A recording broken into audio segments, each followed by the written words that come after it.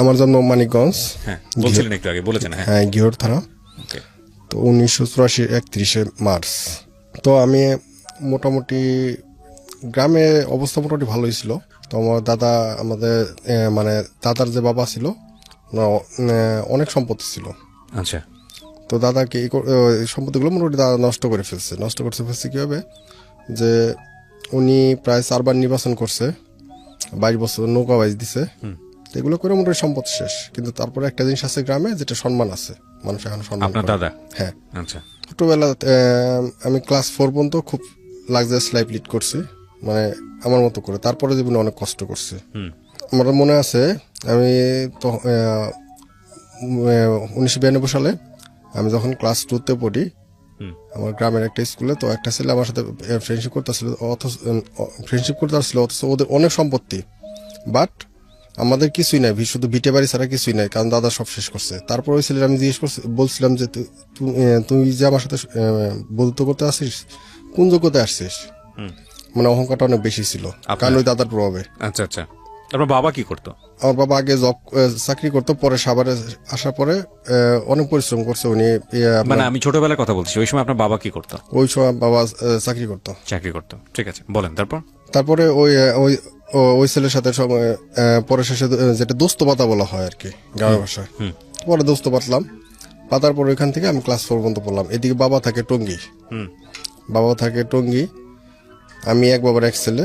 তো মাও মাঝে মধ্যে আসে যায়, কারণ টঙ্গী থেকে তারপর শিফট হলো সাভারে। এটা হলো 1995 সালে। সাভারে আসার পরে থাকি। কয় ভাই বোন ছিলেন আপনারা? আমি একাই। ওকে। তো দাদা আমার অনেক ভালোবাসতো। আমি বংশের সবচেয়ে বড় ছিলাম এবং অনেক মেট ছিলাম আর কি।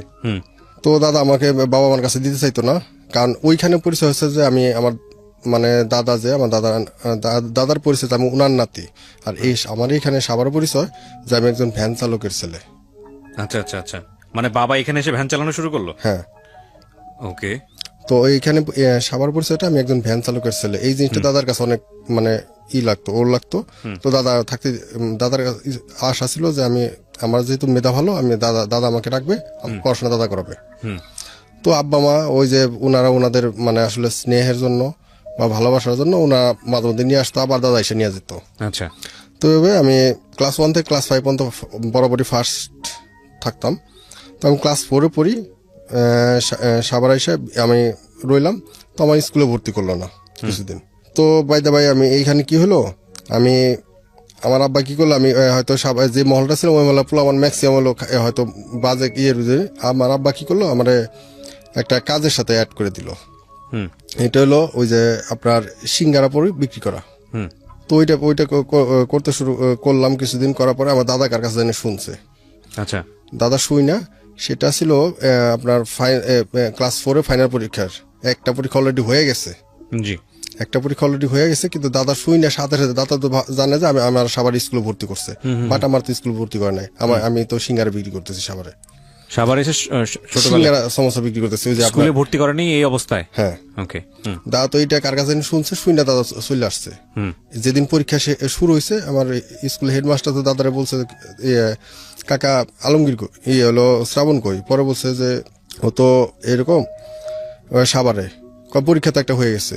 ওই দিন দাদা চলে আসছে সাভারে এসে পরে আব্বার সাথে অনেক রাগারাগি করে আমার নিয়ে যাবে। ভোরবেলা ফজর নামাজে পরে বাসাতে বের হওয়ার পর রাস্তায় আসার পরে রাস্তায় ছিনতাই ধরলো। ছিনতাই ধরে যা মোটামুটি টাকা পয়সা যা ছিল নিয়ে গেল। তারপরে দাদা কি করলো, নিয়ে আমার আসলো, বাস স্ট্যান্ডে আসার পরে গাড়ি, এত ভোরবেলা তো গাড়ি পাওয়া যায় না। পরে সংবাদপত্র একটা গাড়িতে গেলাম, গ্রামের বাড়িতে গেলাম। যাওয়ার পরে এখন স্যারের কাছে নিয়ে গেলাম। তো স্যার আবার দাদার বলে দিছে, কারণ দাদা আবার ম্যানেজিং কমিটির সদস্য ছিল। তো দাদার বলে দিছে যে ঠিক আছে নিয়ে আসেন, পরীক্ষা যেটা হয়ে গেছে ওইটা করে নিব। পরে কি করলো, আমার প্রশ্ন দিল, পরীক্ষা দিলাম। ওই অবস্থা পরীক্ষা দেওয়ার পরে আমি ওই পরীক্ষায় ফার্স্ট হয়েছিলাম। ওকে। ক্লাস 1 এর পরীক্ষা? না, ক্লাস 4। ক্লাস 4 এ? ওকে, ক্লাস 4। তারপরে গেল, তারপর দাদা তার আসতেই দিবে না। দাদা ডিটারমাইন্ড যে আমার ওইখানে রাখবে, কারণ ক্লাস 5 বৃত্তি দেওয়া। ওকে। পরে সেটা দাদা কি করলো, আব্বার সাথে রাগারাগি করে আমার মার বাড়িতে নিয়ে গেল, কারণ বৃত্তি দেওয়া হবে। আমি ওইখানে থাকি এই অবস্থা। তো থাকতে মোটামুটি সামনের দিকে ভালোই পড়াশোনার দিকে আগাইতেছি। তো আমার এর ফাঁকে আবার কি হলো, আমি একটা বেসরকারি স্কুলে পড়তাম। তো আমি কি করলাম, ওই স্কুলের স্যার যে, ওই স্যারের কাছে আমি অঙ্ক পড়তাম, ইংলিশ পড়তাম। তো উনি আমার ওই দাদার সম্পর্কের জন্য উনি আমাকে, ওই ভদ্রলোকের নাম হলো আজিজ স্যার, জি। তো উনি আমাকে অফার করতো পড়ানোর জন্য। পরে আমি ওনার এখানে প্রায় 2 কিলোমিটার যায় ওনার এখানে পড়তাম। তো এরকম ওই প্রত্যেকদিন ভোরবেলা যাইতাম। যাওয়ার পরে ওনার এখানে পড়া, আবার ওনার একটা ছেলে ছিল অনু, ওর ফ্রেন্ড, একই ক্লাসে পড়তাম।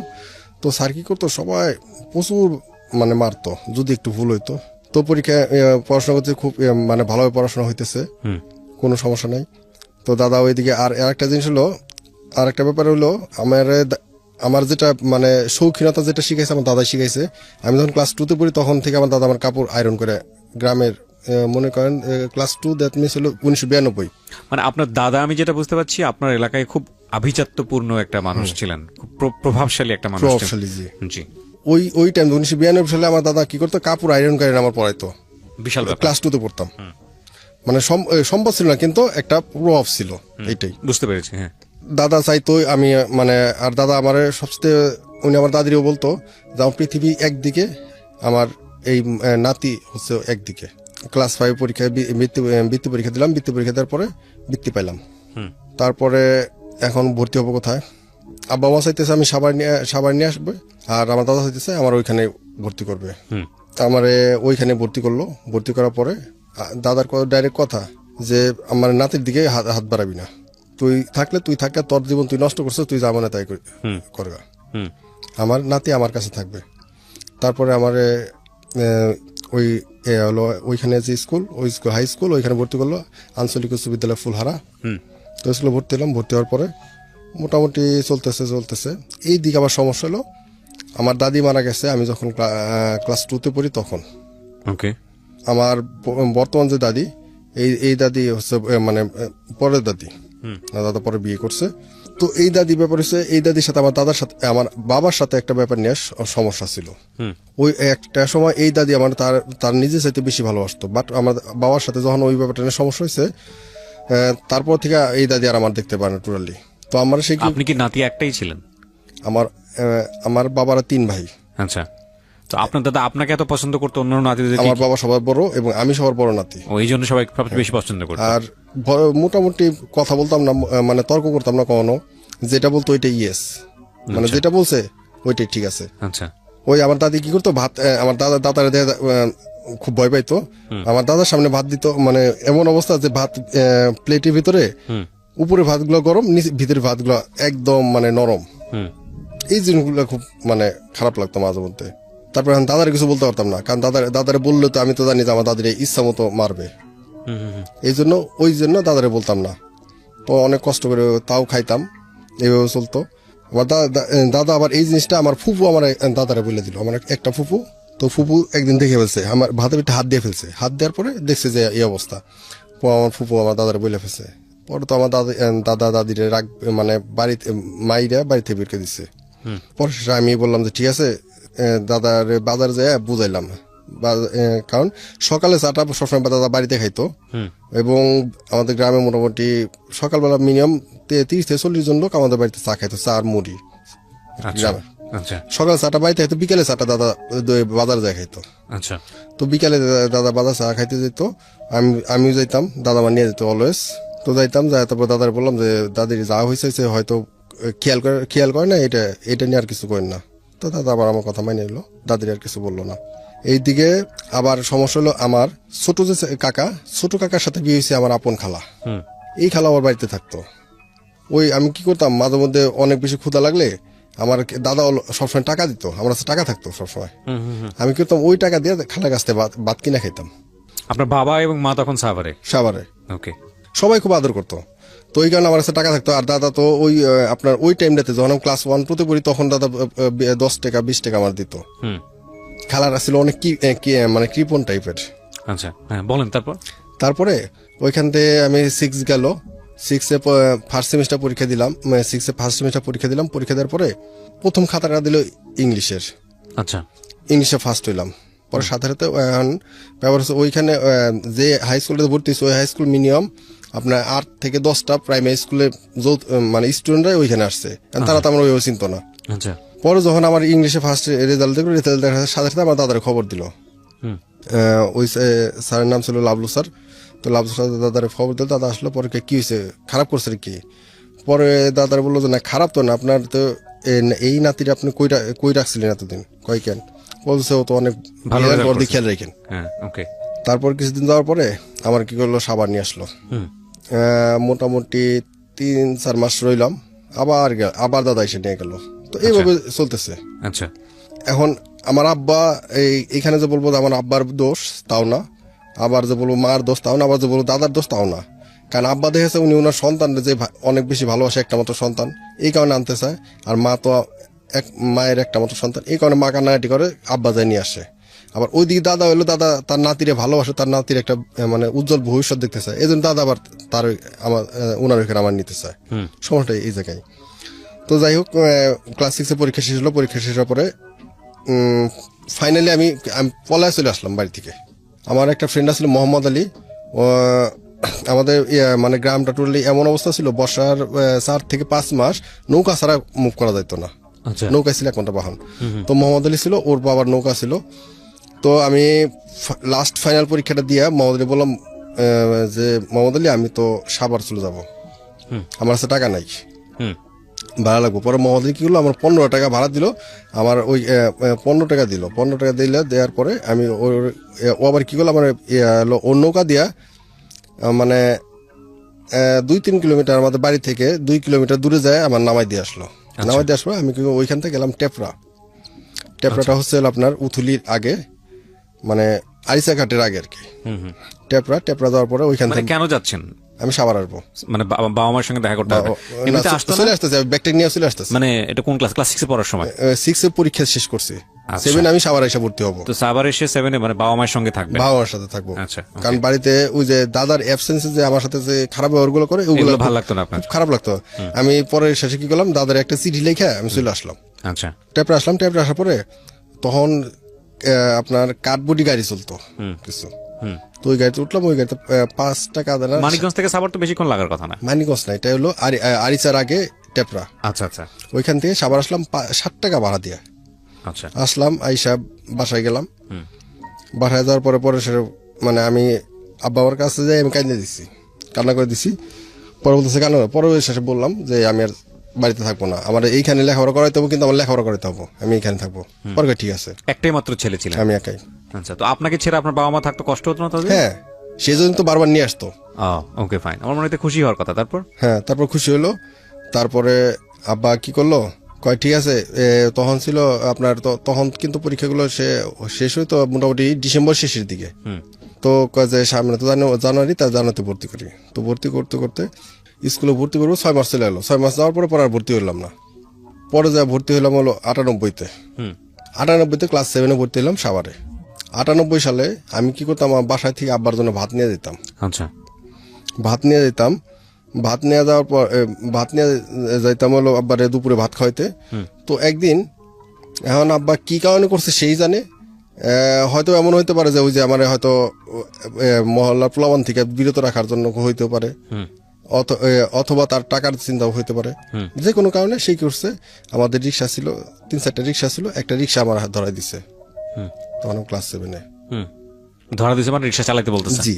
তো ওইটা ধরাই দেওয়ার পরে এই যে ধরলাম রিক্সা, পরে অনেক কষ্ট হলো। স্ট্যান্ড মানে আপনার তখন ভাড়া ছিল মেবি সাভার বাজার থেকে সাভার স্ট্যান্ড আপনার 4 টাকা ভাড়া। চালাইলেন আপনি রিক্সা? হ্যাঁ, চালাইলাম। আসলে খুব কষ্ট লাগলো। কষ্ট লাগার পরে আমি আর কি তারপরে ওই প্রতিদিনই করতাম, যাইতাম, টাইম পাইলেই যাইতাম। দেশের গ্যারেজের রিক্সা আছে, যা চালাইতাম। আমি করতাম। স্কুলেও যাইতাম। স্কুলে যাইতাম, কারোর সাথে কথাবার্তা বলতাম না, খুব একা একা থাকতাম। কারণ ওইখানে দেখা যাচ্ছে সাভারের ম্যাক্সিমাম যারা আছে সবাই মোটামুটি, আমি ওদের সাথে অ্যাডজাস্ট হতে পারতেছি না। তো ফার্স্ট সেমিস্টার সবাই মোটামুটি বড় লোক, তাই কি? বড় লোক মোটামুটি মানে আমাদের চেয়ে অনেক ভালো। আচ্ছা, তো যে কারণে ওদের সাথে অ্যাডজাস্ট হতে পারতেছে না। হয়তো কেউ কথা বলতে চায় না বা হয় না, কিন্তু আমার মোটামুটি আমার চেহারা দিয়ে হয়তো 2-1 জন কথাবার্তা বলতো, কিন্তু আবার পোশাক পরিচ্ছদে, কারণ আমি যখন বাড়িতে চলে আসলাম আগের কিন্তু অবস্থা ছিল খুব ভালো আমার চলাফেরা। যখন সাভার চলে আসলাম তখন আবার অবস্থাটা অন্যরকম হয়ে গেল।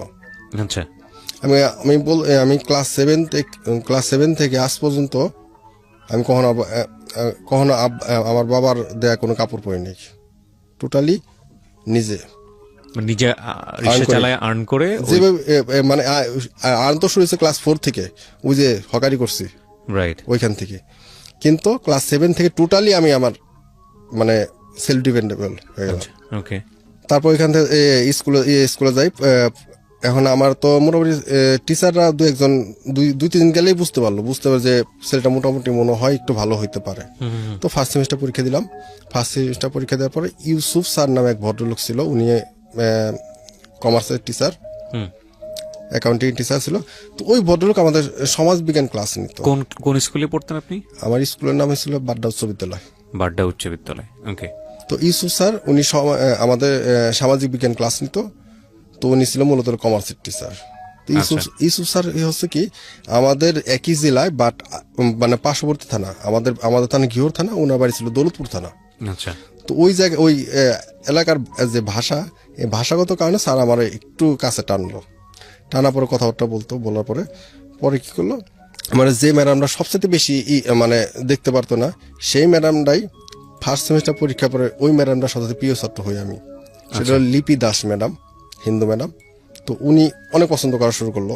তো সব টিচারদের কাছে মোটামুটি প্রিয় ছাত্র হিসেবে মোটামুটি 5 মাসের ভিতরে প্রিয় ছাত্র হয়ে যায়। এটা কি মানে আপনি স্টুডেন্ট ভালো এই কারণে? হ্যাঁ। ওকে, ভেরি গুড।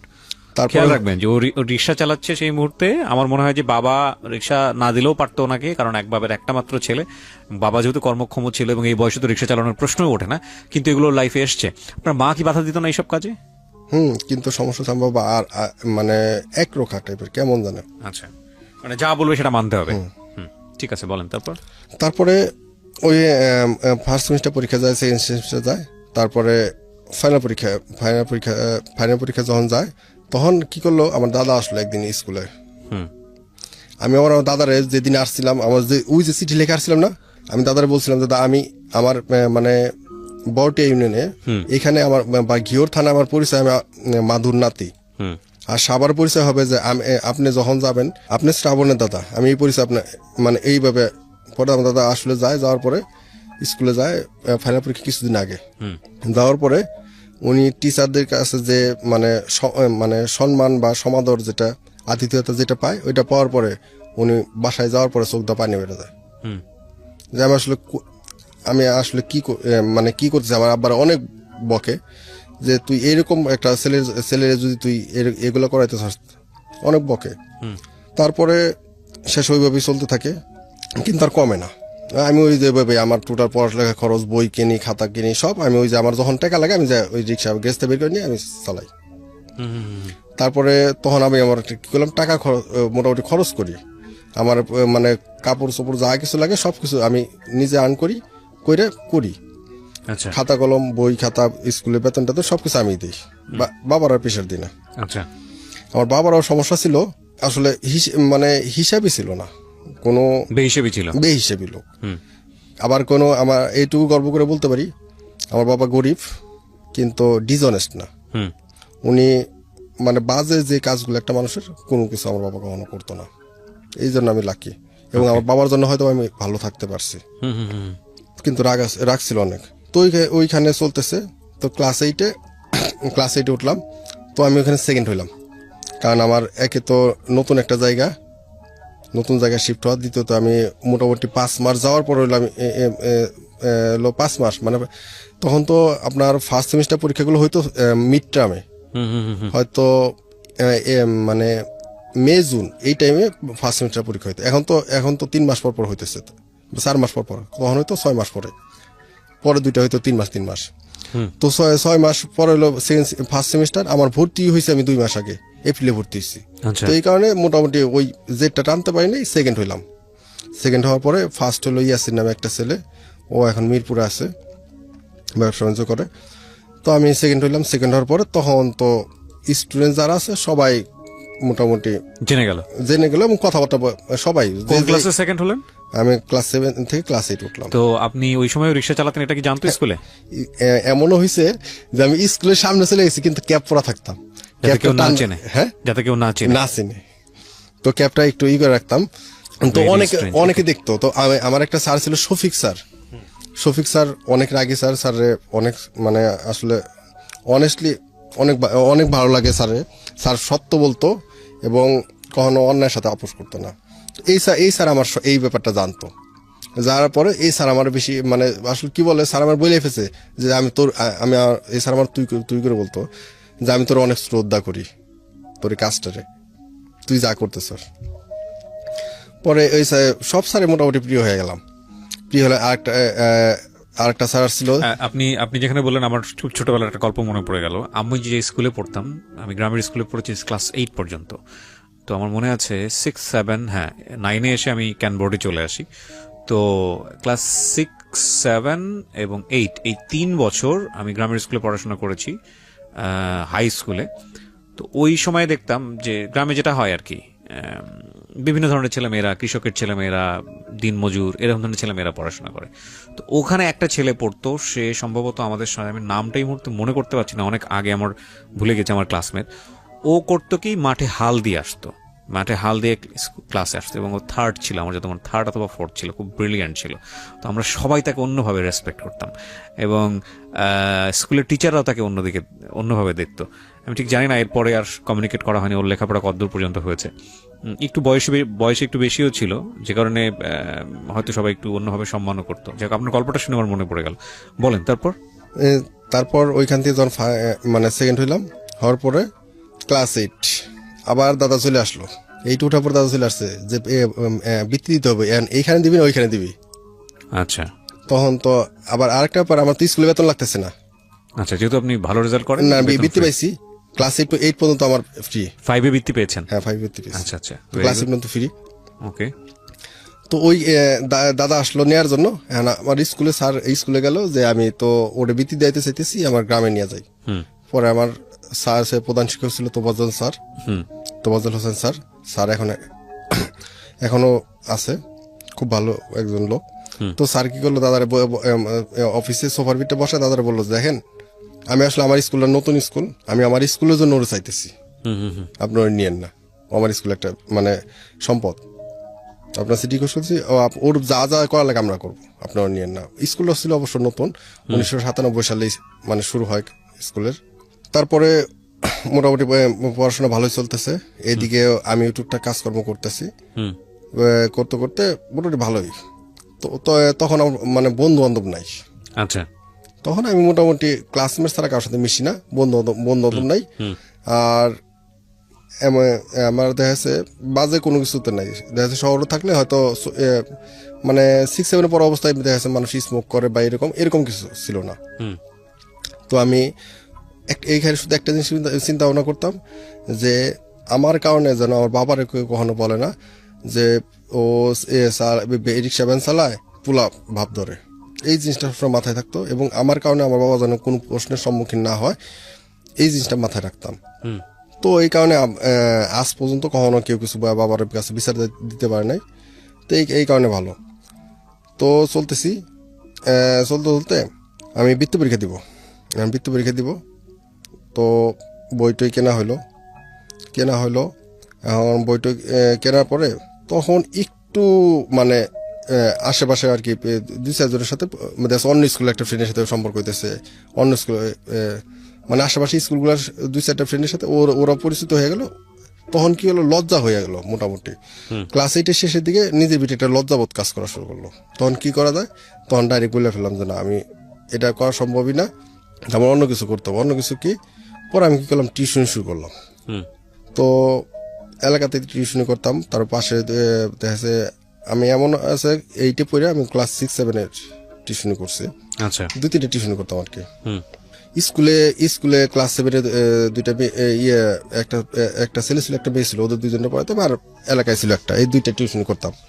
তো ভালোই চলতে তো আমি ক্লাস 8-এ বৃত্তি পরীক্ষা দিলাম। তো আনলাকিলি আমি বৃত্তিটা পাই না। আচ্ছা, বৃত্তিটা না পাওয়ার জন্য এইখানে আমার আছে, ওই যে বললাম যে আমি একটু বাহিরে কেবল বের হইতেছি, মানে বন্ধু হইতেছে, আর বন্ধু হওয়ার জন্য আমার লজ্জাটা ভিতরে চলে আসছে। মোটামুটি বলা চলে এইখান থেকে শুরু। তো ওইখানে আমি যখন ক্লাস 8-এ পড়ি, তখন আমার আমার সিনিয়র ক্লাস 9-এ পড়তো একটা মেয়ে, আসলে নাম বলতে চাচ্ছি না। টোটাল স্কুলের ভিতরে অনেক সুন্দর ছিল। আসলে ও আমি আমার ফ্রেন্ডে ওই যে কি গ্রামের ভাষায় বলে আপনার হলো একটা গোটা আছে হিজল হিজল হিজল ফল। তো আমাদের স্কুলের যে মাঠের ভিতরে এক পাশে একটা হিজল গাছ আছে। তো আমার ফ্রেন্ড রফিক ও কি করছে, ও একটা হিজল গাছ থেকে পাইরে আমার মারছে। মারার পর ওই হিজলটা যায় কি করছে, ওই সিনিয়র আপুর গায়ে লাগছে। ওই আপুর গায়ে লাগছে, পরে ওরে বলতেছি কিরে তুই মানে দেখে শুনে মারবি না, আর একটা আপুর গায়ে লাগছে। পরে মেয়েটা আমার দিয়ে তাকায় রয়েছে, তাকায় থাকার পরে মেয়েটা নাকি পরে যায় খোঁজ খবর নিচ্ছে আমি কে। মেয়েটা আমার ব্যাপারে খোঁজ খবর নিচ্ছে যে না, পরে আমারও কেমন জানে মেয়েটা যে তাকাইছিল ওইটা ভালো লাগছে। পরে কি করলো, মানে সিনিয়র আপুকে ভালো লাগছে? হ্যাঁ ভালো লাগছে। কত সিনিয়র ছিল? এক বছর। একবার আমি ক্লাস 8-এ পড়তাম, উনি 9-এ পড়তো। ওকে।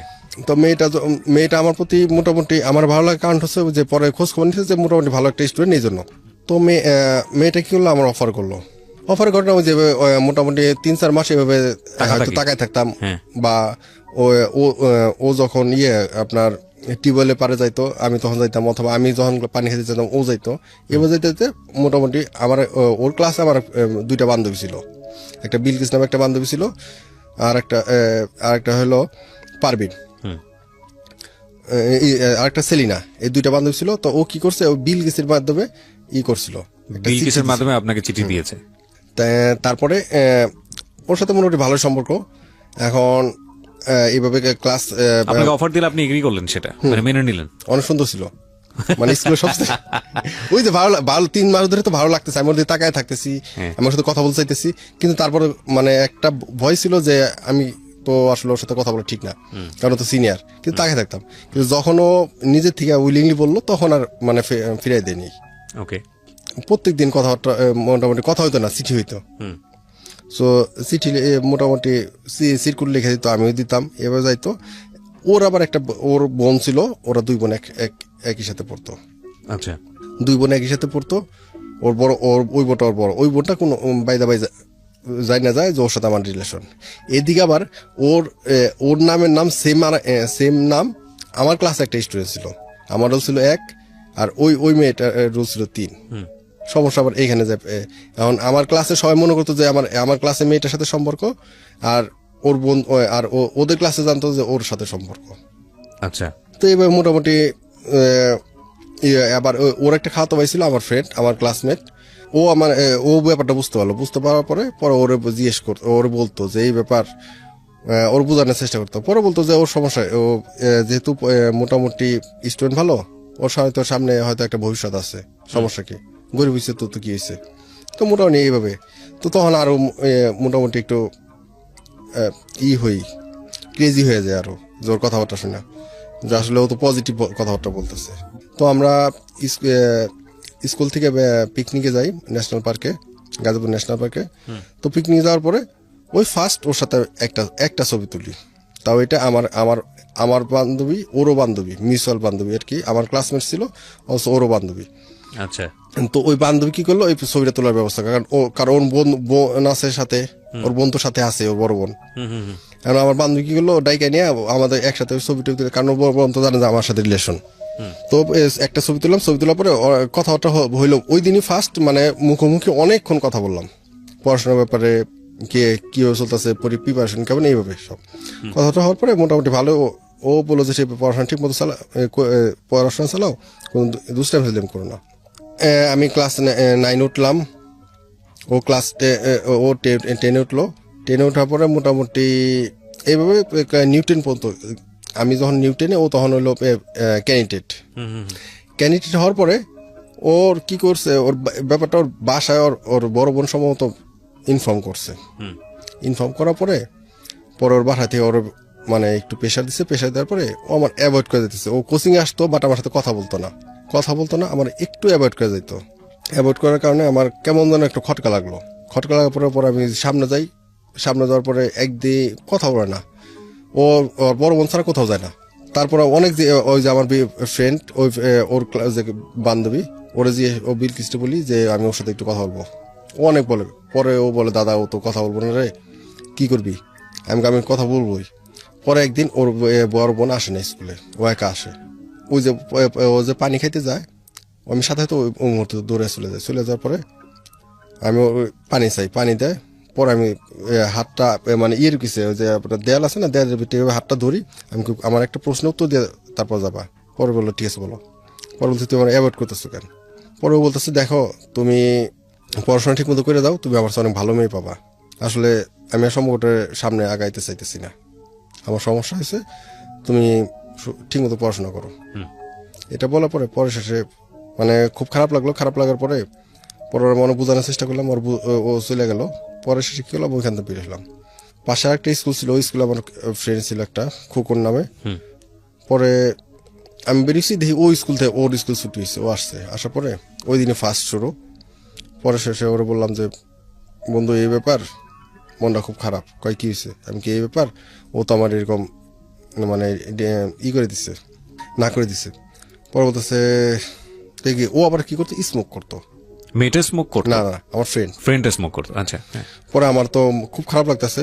পরে বলতেছে চল যাই। পরে কি করলাম, মোটামুটি কোয়ার্টার কিলো হবে স্কুল থেকে, কোয়ার্টার কিলো দূরে একটা মোটামুটি পরিত্যক্ত জমিদার বাড়ির মতো পরিত্যক্ত হিন্দু বাড়ি, ওই বাড়িতে গেলাম। যাওয়ার পরে আবার সিগারেট নিলাম, জীবনে ফার্স্ট 5টা গোল্ড সিগারেট নিলাম তখন দোকান থেকে নিয়ে। ওইখানে গেলাম, যাইয়া সিগারেট খাইতে, সিগারেটটা খাওয়ার পরে তো পড়ে গেলাম, কারণ গোল্ড সিগারেট তো অনেক করা। জীবনে ফার্স্ট ওই দিনকে স্মোক শুরু। খাওয়ার পর তারপর আসার সময় তো হলো ওইখানে আবার কি করছে, লেউ পাতা আছে, লেউ পাতা নিয়ে আসতাম। না মেয়েটা কি জানা যেত যে কি কারণে সে আপনার সঙ্গে সম্পর্কটা রাখতে চায় না? এটা কি বলেছে সে? ওইটা ওর বাসা থেকে একটু প্রেশার দিচ্ছে, বাসা থেকে প্রেশার দিচ্ছে যখন যাই না গেছে। আর যাই না যাওয়ার আরেকটা কারণ আছে, আমার টিচার ছিল, যে টিচার জানতো, এবং এই টিচার ছিল উনি জানতো। এবং বাই দ্য ওয়ে আমি বুঝতে পারছি যে ওই টিচার ওই মেয়েটাকে পছন্দ করতো। তো উনি হয়তো বা একটু ওইটা নিয়ে ই করছে। তো যখন এরকম হইলো, তখন আমি মোটামুটি 3-4 দিন স্কুলে যাই নাই, 3-4 দিন স্কুলে। আর আমার বেস্ট যে ফ্রেন্ডটা ছিল ইনসানা, যে ওরও ফ্রেন্ড, তো ইনসানের সাথে বন্ধুত্ব আমার এত বেশি। ও আসলে আমার সে হয়তো হয়তো বছরখানি বড় হইতে পারে। তো ইনসানের সাথে খুব ভালো সম্পর্ক, ভাই এজ এ মানে বোন, তারপর বন্ধু বা আমার গার্জিয়ান, সবকিছু মোটামুটি আমি ইনসানের মনে করতাম। আচ্ছা, আপনি সিগারেট খাওয়া শুরু করলেন ওই সময়? হ্যাঁ, তারপর? তো ইনসানা এই ব্যাপারটা গুলো ইনসানা আমার অনেক বুঝাইতো, কারণ ইনসানা জানতো, ইনসানার বিলকিস এই দুইজনই হলো মূলত এই সম্পর্কের ছিল। তারপরে ওরা বোঝানোর চেষ্টা করতো, বুঝতাম না। পরে আমি 1 সপ্তাহ মতো স্কুলে যাই না, 1 সপ্তাহ পরে স্কুলে গেছি। স্কুল যাওয়ার পরে ওই যে টিচার ওর মানে প্রাইভেট টিউটর, তো ওই টিচার দাঁড়া করেছে আমার, দাঁড়া করানোর পরে স্কুলে আসছে না কেন। পরে আবার কি করছে, ওই আবার আমার স্কুলে মানে উনি তো মোটামুটি অপমান করলোই, মারলো টালো না, মোটামুটি কথা শোনানোর পরে বসলাম, পড়াশোনা কোনো মার খেয়ে। তো কি হয়েছে, দেয়ালের ভিতরে জেমসের একটা গান লিখছে, যেদিন বন্ধু চলে যাব।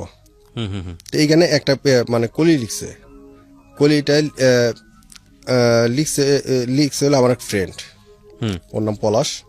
তো লিখছে, লেখার পর ওই স্যার জিজ্ঞেস করছে যে এটা কি লিখছে। পরে আমি তো আবার ওই স্যার দেখতে পাই না, বলছি স্যার আমি লিখছি। বলার পরে কি করলো, স্যার আমার ডাবল ব্যাট দেওয়া বাড়ি দিল, এইখানে বাড়ি দিয়ে ফুলে গেল একদম হাতটা, ফুলে গেল। পরে পলাশ আবার বলতেছে আমি লিখছি, ওরেও বাড়ি দিল।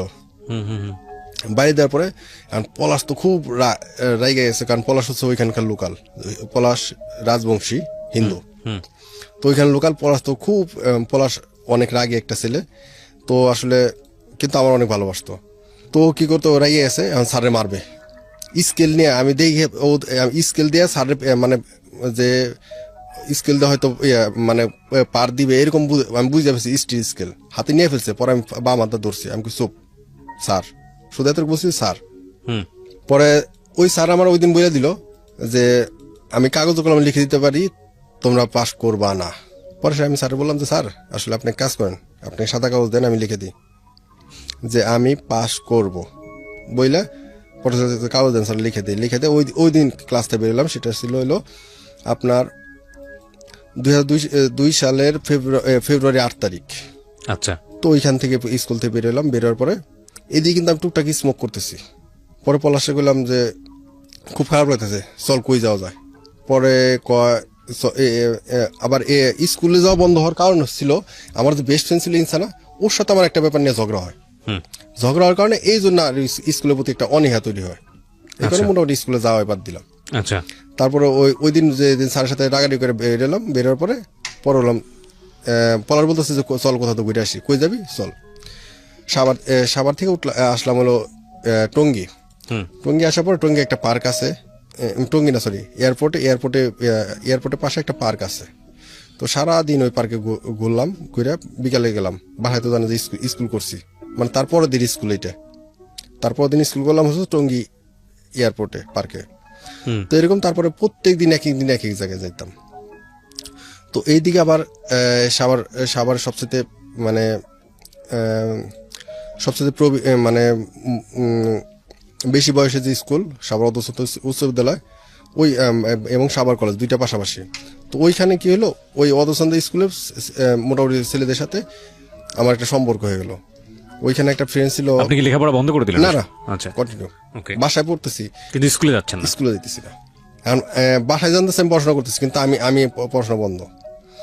তো ওইখানে আমার অদসন্দ কিছু ছেলেপেলের সাথে সম্পর্ক হইলো। দেশে হয়তো আমার এক ব্যাচের জুনিয়র একটা ব্যাচ ছিল, জুনিয়র ব্যাচটা ছিল আমার এলাকার ছেলে। ওইখানে ছিল শমশের, ওরা ছিল আর কি। আর আমাদের ব্যাচ পরে আবার আমাদের একটা ব্যাচ, আমাদের যে ব্যাচ ওই ব্যাচের সাথে সম্পর্ক হলো। ইভেন আমাদের ব্যাচের এক ব্যাচ সিনিয়র যারা কলেজে ফার্স্ট ইয়ারে তাদের সাথে সম্পর্ক হলো। 3টা ব্যাচের সাথে সম্পর্ক মেনটেন করা শুরু করলাম। তো মোটামুটি ওইখানে যাওয়ার পরে ওই সারাদিন ওইখানে ঘুরতাম ফিরতাম।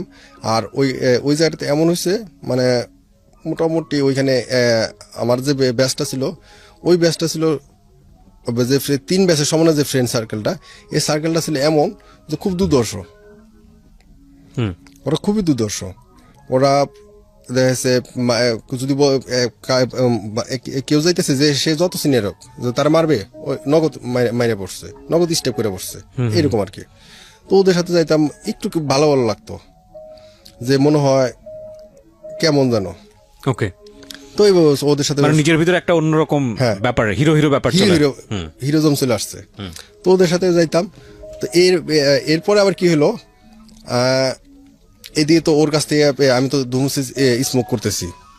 বাই দ্য টাইম আমার এক ফ্রেন্ডের বিয়ে, ওই ফ্রেন্ড আমার এক বছর জুনিয়র, বাট ওর ফ্রেন্ডের যে ফ্রেন্ড ও হচ্ছে আরো ওর এক বছর জুনিয়র। জি। তো আমি তখন নিউটনে পড়ি, আর আমার ওই ফ্রেন্ড 9-এ পড়ে, আর ওর যে ফ্রেন্ড ও হচ্ছে ক্লাস 8-এ পড়ে। ওই ফ্রেন্ডের বিয়ে, ইয়াসমিন ওর নাম। তোর বিয়েতে দাওয়াত করলো, ওই বিয়েতে গেলাম।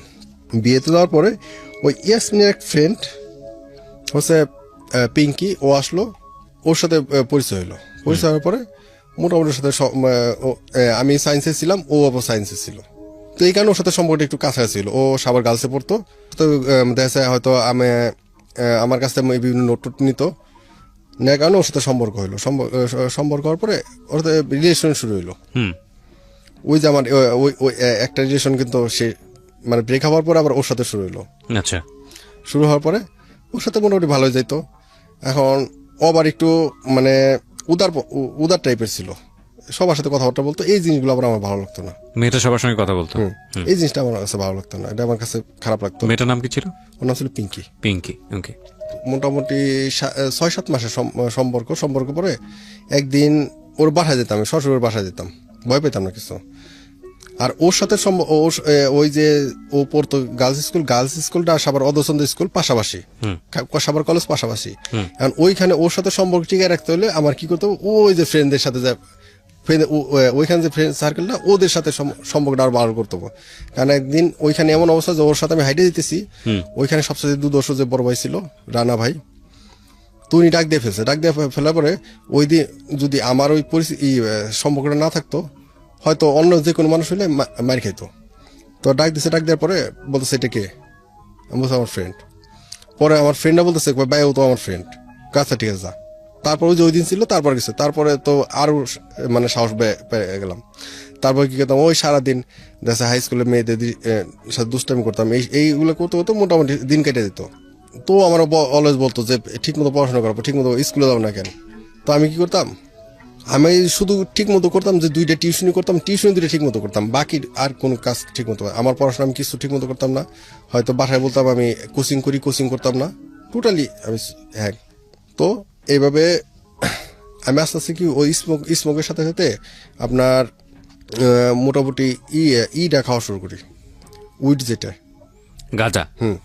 ওইটা খাওয়া শুরু করি, ওই যে কলেজের ফ্রেন্ডদের সাথে ওইটা খাওয়া শুরু করি।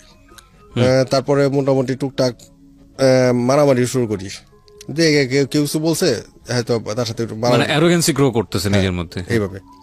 তো করতে করতে তো এদিকে আমার কি হলো, আমার এমন অবস্থা হয়েছে যে আমি ঘুম থেকে উঠে দেখা যাচ্ছে বাসাতে বেরিয়ে হয়তো 5 মিনিট যায় আমি একটা সিগারেট খেতাম আগে।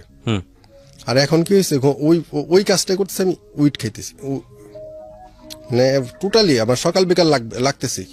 আচ্ছা আমি সময় মতো ক্লাস 10 একজন স্টুডেন্ট। তো আমি দেখতেছি যে আমি মোটামুটি শেষ।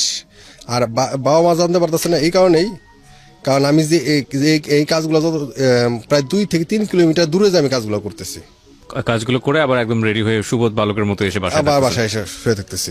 দেখে কিছু বুঝতেছে না, আমি ঠিক মতো ব্যাগ ট্যাগ নিয়ে যেতেছি, পড়াশোনা করতেছি। আবার যদি ওই টিউশনি 2টা না করতাম তাহলে বাবা মা বুঝতে পারতো যে ওর কোনো সমস্যা, কারণ টিউশন 2টা, একটা হলো বাসার পাশে আর একটা হলো একটু দূরে, ওই 2টা দেখতেছি আমি ঠিক মতো পড়াইতেছি। খুব মানে বাজে অবস্থার দিকে চলে গেলাম। তো যাওয়ার পরে আমার টেস্ট পরীক্ষা আসলো, তখন স্কুলে গেলাম। স্কুলে যায় ওই যে আমার যে প্রিন্সিপাল স্যার তোফাজুল স্যার বললাম স্যার আমি পরীক্ষা দিব। তুই পরীক্ষা দিবি, তুই তো ওই ক্লাসই করস নাই। আর টোটাল 8টা মাসে একদিন আমি ক্লাস করিনি, 8 মাসে একদিনও ক্লাস করিনি। পরবর্তী তুই কীভাবে পরীক্ষা দিবি? আমি পরীক্ষা দিব। পরে শেষে স্যার কী করলো, পরীক্ষা দেওয়ার ব্যবস্থা করে দিল। পরে পরীক্ষা দিলাম। পরীক্ষা দেওয়ার পরে ক্লাস 1 থেকে ক্লাস 10 পর্যন্ত ফার্স্ট ছিলাম। একবার শুধু ওই যে নতুন শিফট হওয়ার জন্য সেকেন্ড হয়েছিলাম। অথচ আমি ফিজিক্স রিটেনে ফেল করলাম ম্যাট্রিক পরীক্ষায়, মানে টেস্টে ফেল করলেন। ওকে, হ্যাঁ, ফিজিক্স রিটেনে ফেল করলাম। টেস্টে ফেল করার পরে শেষে স্যার ওই যে শফিক স্যার আমার ডাইকা, স্যার চোখদা পানি, ওনার চোখদা পানি, তুই কি করলি এটা? তোর আমি এত আশা করছি, আর আমি মানে তোর সবকিছু তুই আর ভালো নাই। স্যার আমি বলে ফেললো যে তোর আমি আগে সম্মান করতাম, এখন তো তোর সাথে কথা বলতে আমার বাড়তেছে। তুই আগে সেই শ্রাবণ নাই, তুই শেষ। পরে স্যার বললাম না স্যার, আমি আপনার সে আগের শ্রাবণই আছে, আমার সুযোগ দেন। পরীক্ষা দে। পরে ফর্ম ফিল আপ করলাম। ফর্ম ফিল আপ করার পরে পরীক্ষা দিলাম। আমার সিট পড়লো মিরপুর মফিদিয়াম স্কুল অ্যান্ড কলেজে, আমিনবাজার আর কি। বায়োলজি পরীক্ষা আমার সাইডম্যান ছিল হলো বনগাঁও উচ্চ বিদ্যালয়ের একটা মেয়ে ফুল। ও দেখতেছে কান্না করতেছে।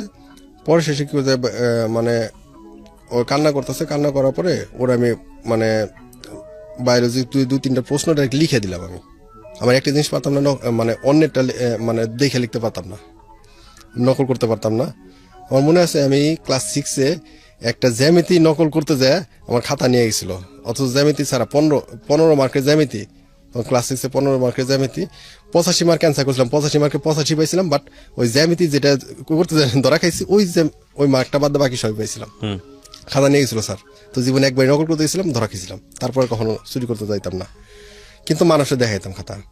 তো ওই মেয়েটারে কি করলাম, আমি লিখে দিলাম। লিখে দেওয়ার পরে আমার বায়োলজির 2টা প্রশ্ন, টোটাল প্রশ্নের নাম্বারটা উল্টাপাল্টা হয়ে গেল। বাসায় এসে কারণ আমি কি পরীক্ষা দিচ্ছি আমি তো বুঝতে পারতেছি। তো আবার সামাজিক বিজ্ঞান পরীক্ষা পিঠে আমার পক্স হইলো।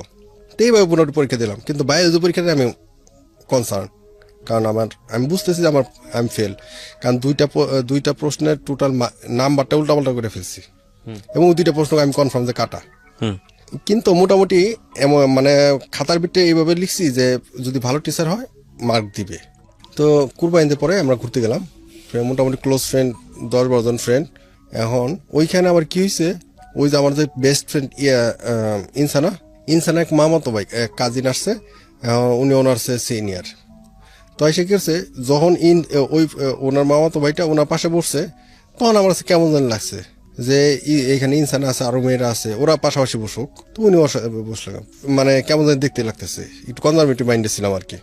তোর জিজ্ঞেস করলাম যে ওর সাথে কি তোর বিয়ে ঠিক হয়েছে? কয় না, কয় আমার পছন্দ করে। আমি কই যেহেতু বিয়ে ঠিক হয় না তাহলে তুই ওর পাশে বসলি কেন? ওর খুব মানে সার্চ করতেছি যে যখন বিয়ে হবে তখন সমস্যা নাই। পরে এটা বলার পর ওরে খুব সার্চ করার পরে ওর মাও তো ব্যাপারে এটা মাইন্ড করার পরে ওরে বলছে যে ও এত অধিকার দেখে কেন। পরে ও ফার্স্টে বলছে যে না, ওর অধিকার আছে বিদায় অধিকার দেখায়। পরে বলার পরে ওর মাও তো মোটামুটি ওরে ইনসাল্ট করার পরে ও আবার আমার ওই জায়গা আবার আমার উপরে ডালার পরে ওর সাথে কথা বন্ধ করবে। আর ও বেপর হয়ে গেলাম, কারণ মোটামুটি আমার সমস্ত কষ্টের কথা আমি ওর কাছে বলতাম, আমার সব কিছু ওর কাছে বলতাম। বলার পরে আরো বেপরে হয়ে গেলাম। বেপরে হয়ে যাওয়ার পরে ওই যে ওগুলা তো সব চলতেছে, মোটামুটি সার্কেল তৈরি হওয়া, মোটামুটি ওই যে অবশ্য আমি কখনো করিনি আজ পর্যন্ত। দেখা যাচ্ছে আমার যে বন্ধু ছিল ওরা কি করতো, ফিটিং দিত নদীর পাড়ে, দেখা যাচ্ছে কাপড় যাইতো, ওই যে হয়তো দইরা ওদের ফিটিং দিত, হয়তো 200-400 টাকা পাইতো, ওরা দিত। তা আমি কখনো ওগুলো করতাম না। আমি কি করতাম, ওই যে আমি টাকা নষ্ট করতাম, কিন্তু আমার পরিশ্রমের টাকা নষ্ট করতাম। রেজাল্ট আউট হবে। এখন বাসায় থেকে যেদিন রেজাল্ট দিবে সেদিন শুয়ে আসি, তো আমার ফ্রেন্ড শমশের নামের ফ্রেন্ড ও আসছে, ও হিসাব বলতেছে কি রে তোর আজকে রেজাল্ট দিব। আমি কই রেজাল্ট জানি, কয় কি, আমি কই ফেল। কেন, ওই যে আমার ফিজিক্সে খারাপ হয়েছে। পরে বলার পরেও তো বলতেছে চল যাই, তারপর যাবো। তারপর স্কুলে আসার পরে আমি ফার্স্টে F1 খুঁজলাম, যে আমি যদি F1 না থাকে তাহলে আমি জানি আমার পয়েন্ট কি আসবে। পরে ফার্স্টে F1 খুঁজলাম, খোঁজার পরে শেষে ওর ফ্রেন্ডে বললাম যে দেখ আমি এত পাইছি। পরে শেষে বোঝায় দেখলো ঠিকই আমি তাই পাইছি। তো তারপর ওই পলাশ ফ্রেন্ডও পাশ করলো। পরে আপনি পাশ করলেন? হ্যাঁ, পাশ করলাম। গ্রেড কি ছিল? ডেট খুবই বাজে অবস্থা, 3.00। আচ্ছা, না যা কিনা আসলে আমার আসলে ওইটা বলা চলে যে ওইটা আমার আসলে মানে প্রাপ্য হয়ে গেছিল, আমার পরিণতি এইটাই ছিল পরিণতি মোটামুটি। যাই হোক আর কি। হ্যাঁ, তো আপনি ওই মেয়েটা কোন রকম পাশ করলেন আর কি? হ্যাঁ, না এটা আবার মানে কারণ আছে কেন, আসলে অহংকার পতনের মূল এটাই। তো ওই মেয়ের কোন এক ব্যাপারে তর্ক করতে হতে পরে সে বলছিলাম দেখ আমি যে তোর পছন্দ করুম, কেন করুম, মানে ওরা বলছিলাম যে আমি হয়তো এটা হলো ক্লাস 9-এর শেষের দিকে, তখন তো মানে খুব ভালো পড়াশোনা হইতেছে, তো আমার স্পিরিট অন্যরকম। পরে আমি বলছিলাম যে আমি যে ইউনিভার্সিটিতে বা যেখানে হয়তো এরপরে করবো, ভর্তি হবো, তুই বারান্দা যেতে পারবি না, কারণ আমি তোর সাথে কিসের জন্য অ্যাফেয়ার করবো। যাই হোক, আমি একটা জিনিস যেটা বুঝতে পারছি যে আমি আসলে এইভাবে দেখছি না, এগুলো চলমান জীবনের ঘটনা। অহংকারটা হয়তো আপনি আপনার দাদার কাছ থেকে পেয়েছেন, সেটা অন্য হিসাব। বাট আমি যেটা বুঝতে পারছি, মানে টু বি অনেস্ট, যে আপনার মধ্যে একটা সম্ভাবনা ছিল, কিন্তু আপনার পরিবারের আপনার পড়ার প্রতি তেমন কোনো আগ্রহই ছিল না, নইলে আপনাকে ক্লাস 7-এ রিক্সা ধরিয়ে দেওয়ার কথা না। এবং একই সাথে ক্লাস 4-এ গিয়ে একটা ছেলে বাদাম বিক্রি করার মতো অবস্থায় যায়নি, আপনাকে দিয়ে বাদাম বিক্রিও করানো হয়েছে। তো আপনাকে যদি ঠিক সেরকমভাবে পৃষ্ঠপোষকতা দিত, তাহলে আপনি এই সঙ্গদোষ থেকে যদি খারাপ মানুষের সাথে না মিশতেন, খারাপ বলবো না আমি, মানে যেই ধরনের সঙ্গদোষে লেখাপড়া নষ্ট হয়ে যায়, সেই ধরনের সঙ্গদোষ থেকে যদি একটু দূরে থাকতেন, তাহলে আপনার দ্বারা একটা ভালো রেজাল্ট হতো। কারণ ক্লাস 5-এও আপনি কিন্তু বৃত্তি পেয়েছিলেন। এগুলো একটু নোট করার মতো। হ্যাঁ, এরকম অনেক ছেলে মেয়ে আছে যারা খুব ব্রিলিয়ান্ট, এসএসসি পর্যন্ত অনেক ভালো রেজাল্ট করে, কিন্তু পরবর্তীতে গিয়ে অনেক ঝরে যায়। আমি আমার ইউনিভার্সিটি লাইফে এরকম পেয়েছি, এসএসসিতে স্ট্যান্ড করা, ইন্টারমিডিয়েটে স্ট্যান্ড করা, কিন্তু নোংরা পলিটিক্স করতে গিয়ে সে ছেলে হারিয়ে গেছে।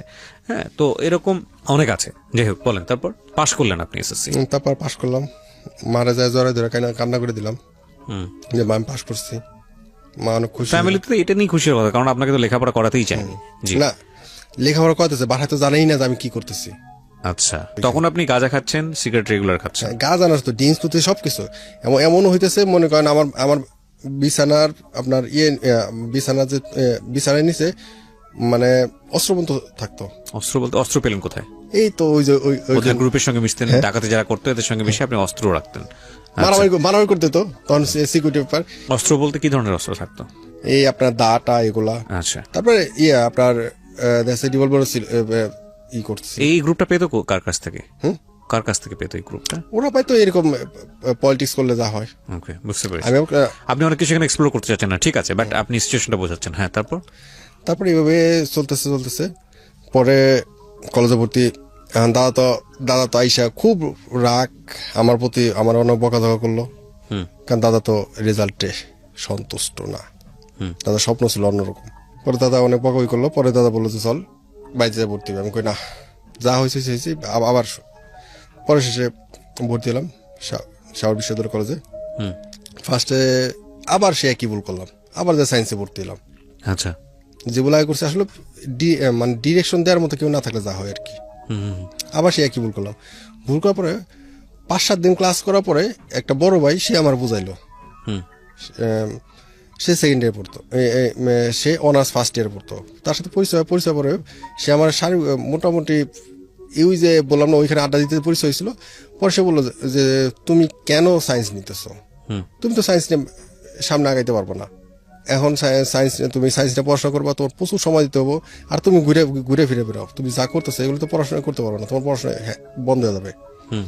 তারপরে তোমার সায়েন্স নিয়ে পড়তে হলে তোমার ম্যাথ, ফিজিক্স, বায়োলজি, কেমিস্ট এই চারটা তোমার মানে টিচার কাছে যাইতেই হবে, তুমি টাকা পাবো কই। তো অনেকক্ষণ বোঝানোর পরে আমি যা কি করলাম, অধ্যক্ষরে আমি গ্রুপ চেঞ্জ করার দরখাস্ত করলাম, কইরা আমি কমার্সে গেলাম।